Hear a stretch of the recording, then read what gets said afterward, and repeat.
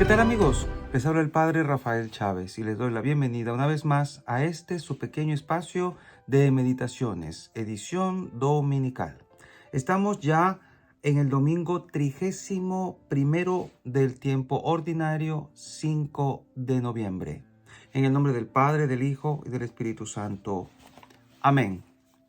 Dios omnipotente y misericordioso, a cuya gracia se debe el que tus fieles puedan servirte digna y laudablemente, concédenos caminar sin tropiezos hacia los bienes que nos tienes prometidos.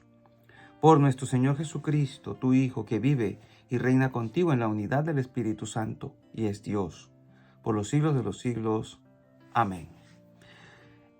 Hoy tenemos como primera lectura al profeta Malaquías, capítulo 1, versículos 14 al capítulo 2, versículo 2 y del 8 al 10.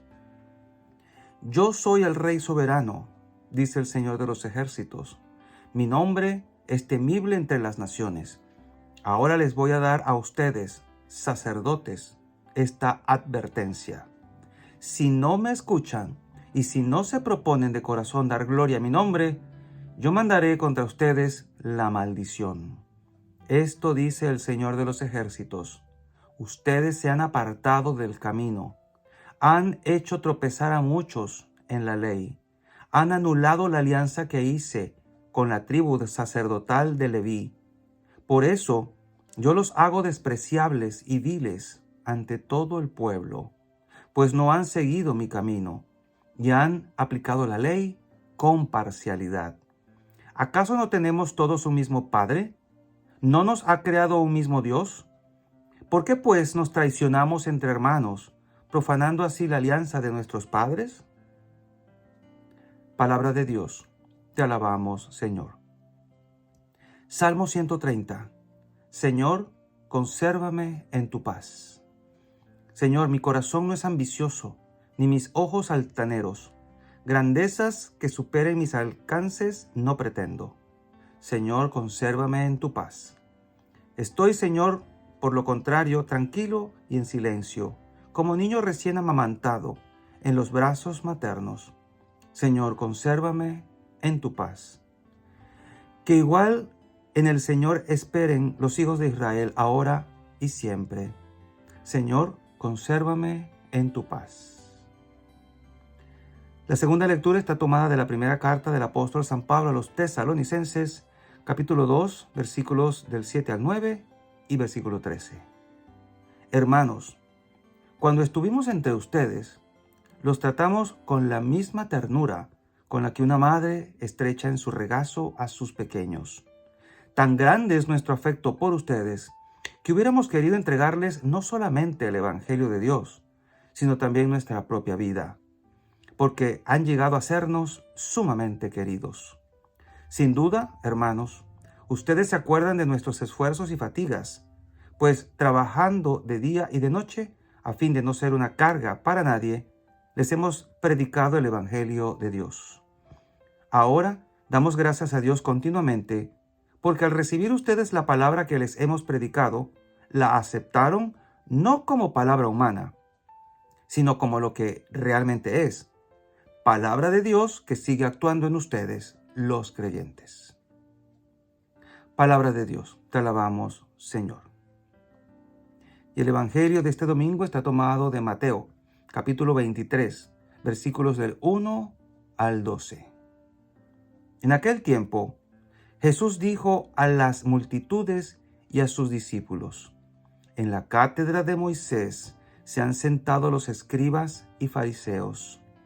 Hagan pues todo lo que les digan, pero no imiten sus obras, porque dicen una cosa y hacen otra. Hacen fardos muy pesados y difíciles de llevar, y los echan sobre las espaldas de los hombres, pero ellos ni con el dedo los quieren mover. Todo lo hacen para que los vea la gente. Ensanchan las filacterias y las franjas del manto. Les agrada ocupar los primeros lugares en los banquetes y los asientos de honor en las sinagogas. Les gusta que los saluden en las plazas y que la gente los llame maestros. Ustedes, en cambio, no dejen que los llamen maestros, porque no tienen más que un maestro y ustedes son hermanos. A ningún hombre sobre la tierra lo llamen Padre, porque el Padre de ustedes es solo el Padre Celestial. No se dejen llamar guías, porque el guía de ustedes es solamente Cristo. Que el mayor de entre ustedes sea su servidor, porque el que se enaltece será humillado, y el que se humilla será enaltecido. Palabra del Señor. Gloria a ti, Señor Jesús. Y bien, ¿cuál es el mensaje central de este domingo? Jesús vuelve a fustigar a los fariseos, a los escribas, a los que se han sentado en la cátedra de Moisés, a los maestros de la ley. Pero Jesús hace algo muy interesante. Él no los desautoriza ante el pueblo, porque ellos pues ocupan ese lugar que Dios se los dio.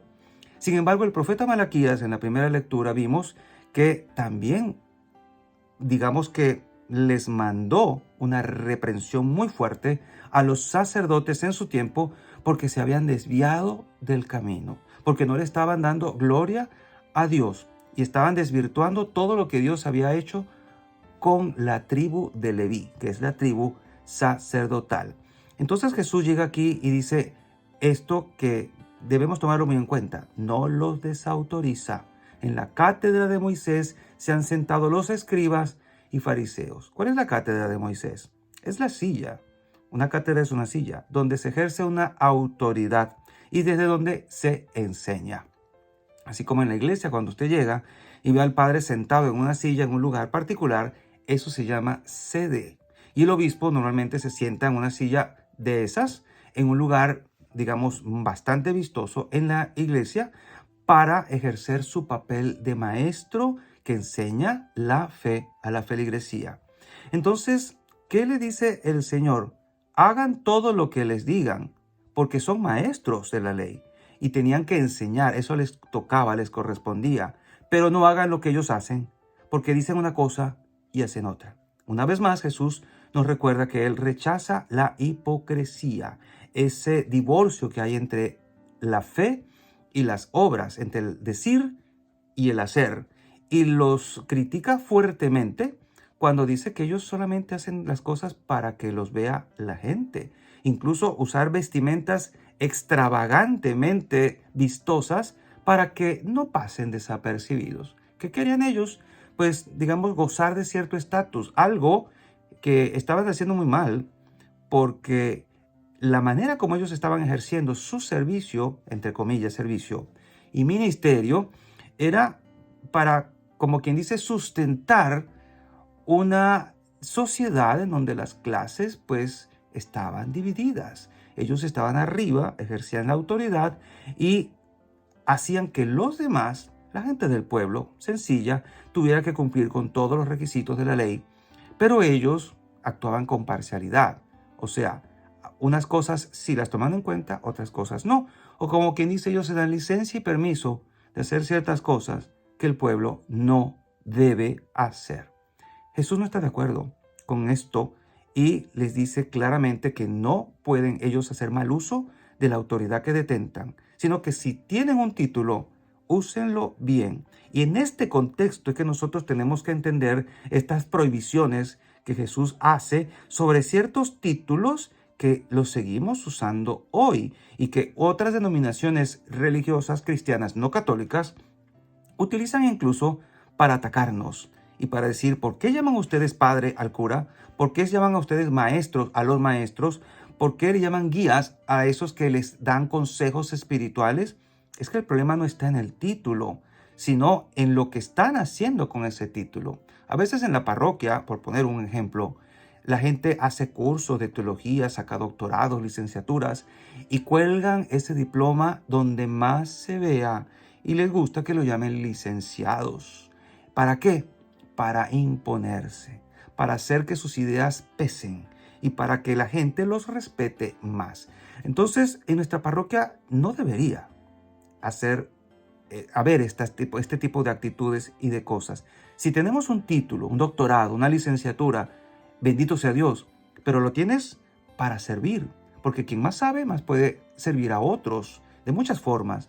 Entonces, que no nos estorbe el saber. Es más, tenemos que buscar saber más de lo que sabemos.